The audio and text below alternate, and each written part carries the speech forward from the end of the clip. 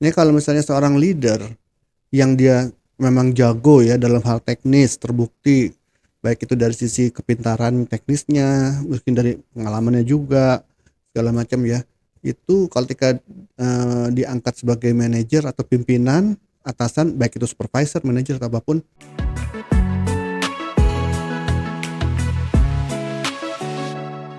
Banyak leader yang terlihat pintar, berpengalaman, dan juga pekerja keras, tapi timnya itu tetap tidak jalan. Nah, masalahnya sering terjadi bukan di timnya, tapi di hal-hal yang tidak disadari oleh leader itu sendiri. Nah, di episode kali ini, aku Aya bersama Coach Adit akan membahas mengapa leader pintar itu justru menjadi penghambat. Apa sih yang harus dibenahi? Halo Coach Ya, Adit. halo. Apa kabar Baik, Coach? gimana kabarnya? Alhamdulillah, ayo baik Coach. Oh ya, oke, good.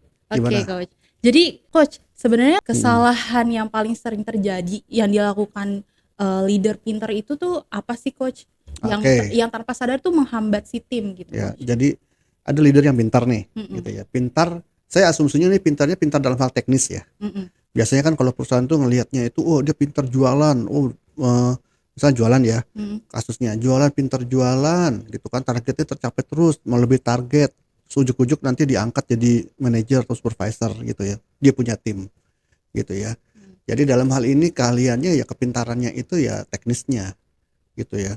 Oh dia jago misalnya keuangan, pintar ngatur budget, pintar menghemat segala macam, gitu ya. Terus diangkat jadi finance manager, gitu ya. Oh ini pintar bikin desain apa segala macam gitu ya, mm-mm, keren, unik, artistik segala macam, diangkat jadi manajer di bagian desain gitu ya, desain segala macam. Padahal kemampuan teknis itu ya jago dia, tapi ketika diangkat, yang perlu, kepintaran yang diperlukan adalah bukan kepintaran semata-mata teknis. mm. Kepintaran yang perlu dimiliki adalah kepintaran dalam memimpin gitu. Ini dua hal yang berbeda. Kepintaran dalam hal teknis dengan kepintaran dalam dalam hal memimpin gitu ya, itu berbeda gitu ya. Ini kalau misalnya seorang leader yang dia memang jago ya dalam hal teknis, terbukti, baik itu dari sisi kepintaran teknisnya, mungkin dari pengalamannya juga, segala macam ya. Itu ketika diangkat sebagai manajer atau pimpinan, atasan, baik itu supervisor, manajer atau apapun, itu mereka itu suka terpaku dengan kepintarannya sendiri gitu Mm, kan. mm, Jadi macam-macam nih jadi kesalahan yang terjadi di situ gitu ya. Yang utamanya adalah dia merasa dirinya yang paling pintar kan. betul. Jadi dia yang harus apa ya, semuanya harus ngikutin cara dia Mm, gitu loh. Cara dia yang berdasarkan pengalamannya dia gitu ya, berhasil. Memang sih itu bagus juga mm, gitu ya. Sebenarnya kan nggak bisa secara buta untuk diterapkan, harus bisa diikuti oleh timnya gitu kan. mm, Jadi dia harus lihat dulu nih timnya itu eh, siap nggak untuk mengikuti apa yang dia ajarkan gitu ya, mm. atau apa yang dia sarankan. Kalau nggak siap ya mungkin ada harus di develop dulu dari timnya, ada yang harus diajarkan dulu gitu ya kan. Dan kondisinya kan nggak belum tentu sama gitu ya. Kondisi waktu dia dulu menghadapi situasi tersebut dengan caranya, dengan situasi yang sekarang yang sedang tim hadapi gitu ya. Benar, benar. Jadi perlu modifikasi gitu ya. Mm, Jadi itu pertama, dia merasa semuanya harus ikut dengan sarannya dia gitu iya, ya. Akhirnya kan tim jadi nggak ada inisiatif, iya. Terbatas ruangnya juga ya jadi Coach. dia merasa diikat gitu ya, Mm, merasa terbatas, merasa diikat, ya nggak ada inisiatif, akhirnya nggak berkembang gitu ya, hanya mm, ikutin mm, aja, percuma gitu kan, berinovasi atau melakukan sendiri, tapi akhirnya harus ikut cara dia gitu kan. mm. Itu yang pertama. Kedua, karena dia merasa cara yang paling benar, kadang-kadang demi supaya cepat dan hasilnya sempurna, dia kerjakan sendiri gitu. Dia kerjakan sendiri hal-hal yang khususnya yang dia suka gitu ya, hal-hal yang dia Mhm, mhm. suka dalam pekerjaan itu, bukannya dia kembangkan timnya agar juga bisa melakukannya, tapi dia kerjakan sendiri gitu loh, dengan berbagai alasan gitu ya. Biasanya ya ini karena waktu gitu kan, nggak keburu kalau harus ngajarin apa segala Mhm, macam, mhm. lama-lama keterusan. Iya, benar, benar, Jadi benar. kebiasaan, akhirnya timnya merasa ya itu kerjanya bos saya yang ngerjain gitu loh, bukannya dia akhirnya. Jadi Mhm. malah ke belakangnya timnya itu merasa itu ya memang udah kerjaan bosnya yang melakukan itu. Ya, jadi timnya nggak berkembang gitu Iya, kan, benar. stagnan juga gitu ya. Mhm, Yang ketiga ini yang paling sering sih gitu ya. Jadi dalam memberikan arahan, dia mau memberikan arahan. Tapi karena proses dia memberikan arahan itu kan dengan pengalaman, kepintaran yang sudah dia punya sekarang ya. Mm-mm. Jadi dia berasumsi timnya juga bisa menangkap apa yang disampaikan itu dengan cepat gitu loh. Padahal belum tentu ya, Coach. Iya, iya kan daya pikir timnya kan bergantung juga dengan pengalaman timnya itu sendiri ya. Iya, benar. Nah, jadi si leader itu berasumsi kalau timnya itu cepat paham gitu loh. Ya kan? Mm-mm. Kalau saya paham, tim saya harusnya paham gitu. Iya. Iya. Seharusnya dia ngerti, seharusnya gitu kan alasannya gitu kan. Balik lagi ke asumsi juga Nah, dong. berasumsi bahwa timnya tuh bisa ngerti dengan cepat gitu loh. Padahal belum tentu gitu kan. Apalagi timnya itu belum, ya dia leader itu kan selama bekerja itu dia udah pengalaman 15 tahun. Betul. Kemudian menjelaskan pengalaman 15 tahun tersebut kepada tim yang baru kerja setahun 2 tahun gitu kan. Beda tentu aja. Beda ya. cara ngomongnya kan, nggak bisa nggak bisa dengan cara yang sama ya. Mungkin leadernya ngomongnya dengan cara yang lebih general, terlalu abstrak gitu ya. Hanya poin-poinnya aja, hanya ini, tapi detailnya nggak dikasih tahu gitu, nggak dijelaskan. Itu bikin tim bingung gitu loh. Akhirnya begitu setelah diarahkan, timnya sih katanya udah ngerti gitu kan. Tapi ternyata nanti hasilnya Kedepannya nggak sesuai. nggak sesuai, iya benar. Nggak sesuai dengan dugaannya si leader ini gitu. Itu kesalahan-kesalahan yang tiga hal kesalahan utama sih yang saya amati gitu. Oke, Coach. Untuk pertanyaan berikutnya nih, Coach. Mm-mm. Bagaimana sih tanda bahwa seorang leader itu merasa sudah jelas, tapi sebenarnya tidak benar-benar didengar oleh timnya? Oh, ya tanda-tandanya ya dari timnya itu sendiri gitu kan. Apa yang terjadi dengan timnya setelah mereka dikasih arahan oleh leader ini gitu ya.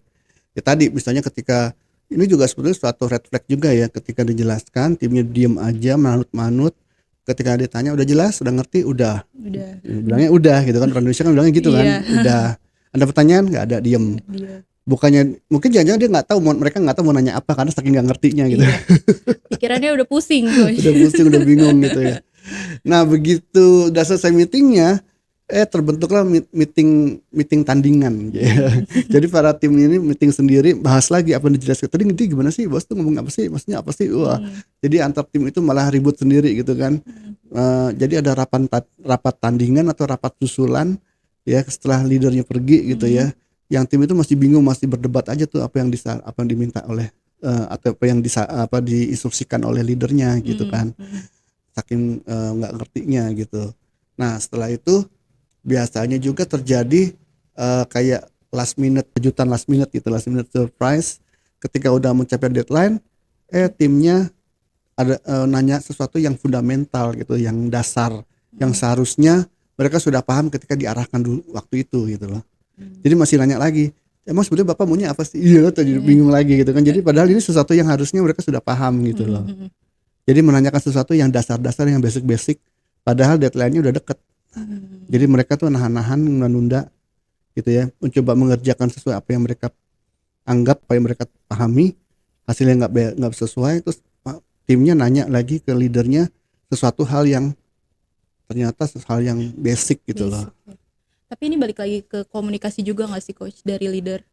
Ya komunikasi itu kan caranya ya, tapi diawali dari mindset dari leadernya dulu gitu loh, ya kan? Karena komunikasi, bagaimana si leader mengkomunikasikan arahan, instruksi, penjelasan, itu kan diawali dari mindsetnya si leader gitu loh. Ya kan. Jadi kalau timnya itu udah deadline balik ke leader dengan nanya-nanya hal-hal yang basic, nah ini tanda juga bahwa jangan-jangan mereka memang nggak ngerti gitu loh. Apalagi kalau udah saling blaming-blamingan, salah-salahan gitu kan. Berarti mereka nggak ngerti siapa yang harus mengerjakan apa gitu kan. Ya karena basicnya semuanya nggak ngerti deh. Oke, untuk pertanyaan ketiga nih, Coach. Ya. Kalau misalnya si leader ini udah sadar gitu ya, masalahnya tuh ternyata dari dirinya dia gitu. Nah, refleksi sederhana apa sih, Coach, yang sebaiknya dilakukan oleh leader itu? Ya kalau bagus lah kalau dia sadar ya. Pertama kan dia sadar dulu ya. Iya, udah sadar nih, Coach. Daripada dia nyalain timnya gitu kan, dia sadar dulu nih, oh jangan-jangan saya nih yang nggak bener ya ngomongnya gitu kan. Nah refleksi apa? Tentu refleksi yang bertujuan agar dia bisa memperbaiki diri kan gitu. Nggak sekedar refleksi yang hanya meratapi salahnya aja gitu, tapi ya, untuk perbaikan gitu ya. Iya, butuh perubahan juga ya, Coach. Iya dong ya. Jadi refleksi misalnya ya ketika hari itu udah selesai, sebelum pulang leader itu bisa di ruangannya merenung berpikir hari ini ada kejadian apa yang memang menarik perhatiannya gitu ya. Apakah itu yang berhasil, apa yang nggak berhasil, ya kan? Dipikirkan tuh apa yang bikin itu berhasil, apa peran saya yang membuat itu berhasil, bagaimana saya menyampaikan ke tim gitu ya. Terus yang nggak berhasil juga gitu, kenapa? Apa kontribusi saya yang bikin ini nggak berhasil, nggak selesai? Ya bagaimana cara saya menyampaikan ke timnya waktu itu? Apa yang harus diperbaiki? Itu kan refleksi yang harus dipikirkan oleh si leader gitu loh. Ini semacam evaluasi juga ya Coach? Iya, evaluasi diri dan memang sebagai seorang leader harus melakukan itu gitu ya. Self reflection itu penting gitu ya. Untuk oh ya dalam periode tertentu gitu ya. Misalnya setelah bagusnya sih segera setelah pekerjaan selesai jangan langsung pulang gitu ya. Pikirkan dulu hari ini, refleksikan apa yang berhasil, apa yang nggak berhasil, apa harus diperbaiki, bagaimana cara dia ngomong kepada tim ke depannya ya. Kemudian baru bikin rencana untuk besoknya kan gitu. Sehingga pulang dia tenang gitu. Kalau ditunggu-tunggu ditunda refleksinya seminggu sekali ya udah basi ya. Iya. Ketika weekend doang refleksinya, tapi yang teringat cuma yang hari Jumat doang kan gitu. Iya, Yang Senin bener. sampai Kamisnya udah Yang lupa baik-baiknya juga Coach gitu. ini. Ya, jadi harus yang last minute ya harus bukan last minute. Refleksinya itu harus real time gitu, se-real time mungkin gitu ya. Jangan ditunda karena nanti akan semakin banyak yang lupa gitu ya, bias nanti gitu, semakin bias gitu kan. Semakin ada biasnya kalau terlalu ada jeda panjang gitu. Iya, benar. Itulah ya yang memang harus dilakukan seorang leader. Wah, teman-teman menarik banget nih pembahasan kali ini bersama Coach Adit. Nah, untuk pembahasannya lebih detail, kalau misalnya teman-teman mau nanti bisa join di grup WhatsApp yang ada di kolom deskripsi. Sekian dari aku Aya. Saya Ditya Mijaya. Sampai Sampai jumpa. jumpa.